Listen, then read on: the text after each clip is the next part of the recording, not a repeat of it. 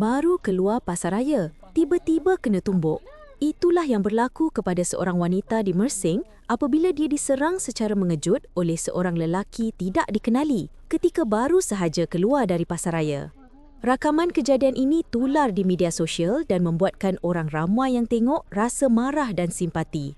Menurut perkongsian penduduk setempat, lelaki tersebut dikenali sebagai Heyman dan namanya memang sudah lama dikaitkan dengan pelbagai masalah di kawasan itu.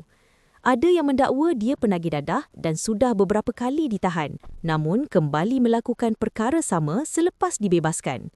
Selain itu, dia juga dikatakan pernah buat kacau seperti membakar tong sampah di deretan hingga habis terbakar semua, ganggu orang awam, malah ada dakwaan pernah meraba dan menepuk punggung wanita yang lalu lalang.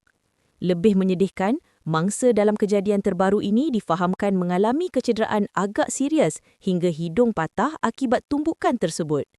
Susulan kejadian itu, beberapa penduduk sekitar dilaporkan bertindak mencari lelaki berkenaan dan sempat memberi pengajaran sebelum menyerahkannya kepada pihak berkuasa. Tidak lama kemudian, pihak polis telah berjaya menahan suspek berusia 47 tahun dan hasil ujian mendapati lelaki tersebut positif dadah. Kes kini disiasat di bawah Seksyen 325 Kanun Keseksaan kerana menyebabkan kecederaan parah. Orang ramai dinasihatkan supaya sentiasa berwaspada dan mengelakkan sebarang provokasi bagi mengelakkan kejadian tidak diingini.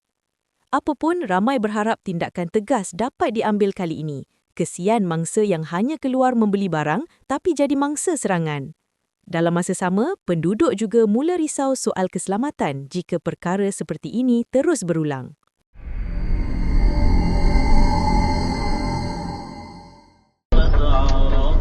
Depan sangat ya? Tak apalah. Kan parking. Sallallahu ala Nabi.